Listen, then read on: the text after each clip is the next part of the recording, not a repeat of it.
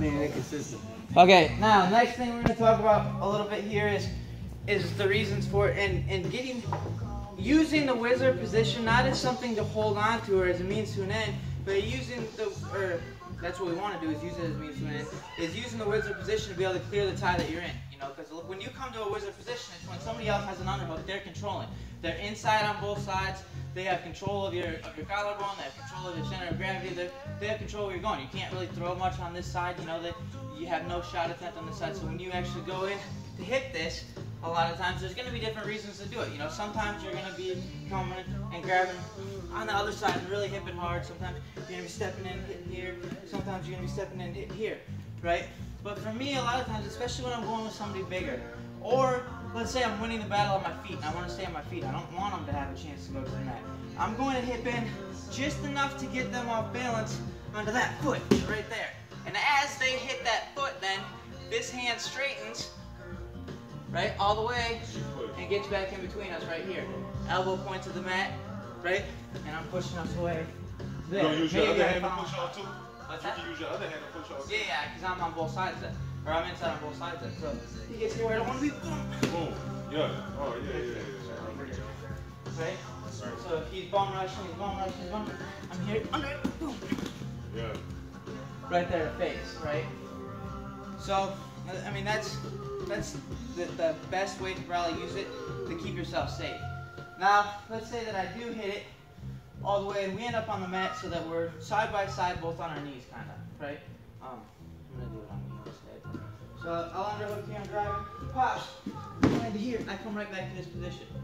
Okay, now number one rule, no, out of a whizzer position in the sport of wrestling, and this pertains directly to the sport of wrestling, but it comes out in fights and MMA too, is to take this left foot that's closest to me and to try to jump a leg in, or try to jump a boot in, right to here.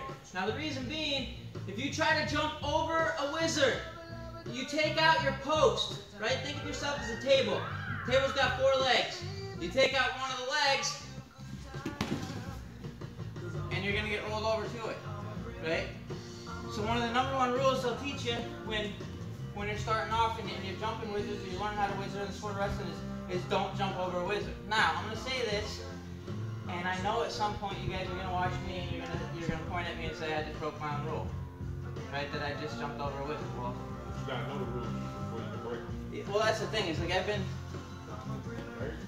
I've known the rules for years and years, so I've tentatively tried to break the rules over and over until maybe, you know, you figure out certain ways that you can break the rules. Right? So if he gets an underhook hard on me, and I probably end up in this position. Right? Like sometimes I can, because from this position, see how deep I just got this leg? But at the same time, I'm letting go of this. So if he does try to bring it the rest of the way down across, it doesn't matter, I can bring it back. Right? So that's how you break the rule. But if a lot of times you'll see when people hit this whizzer position and they try to jump over it, right? Right here. They're gonna try to keep this as tight as they can. Now if I keep this as tight as I can, he rolls me forward, or she'll go backwards, go back, all the way. So, roll me this way. Right? This way. Right? It's too tight, I couldn't bring it out to post. Where if when I jump it, this one actually comes out and he tries to roll it. Right? That's then where it's okay for me to jump over the whizzer. You gotta be very good at riding legs. Talking like the sport of wrestling. You have to be very good at holding somebody's back. You have to be long and lanky kind of to an extent in order to be able to do that. But it's just a rule. So let's get in that position where we pop the person. So if I'm here, right, he pops me, we end up right here. End up hip to hip. I want you guys to feel what it's like. So take this one that's closest to me and try to jump a leg in. Right there. This guy, the guy that has the underhook, is just going to take this and pull it to the mat. And you'll feel it. The guy that has your underhook takes a pull. Got it. Okay? And then after you do it a couple of times, then feel what it's like as this guy, that when you jump the leg, if you open this arm up now, and I go to try to do it, right, I lose it. Okay? Questions?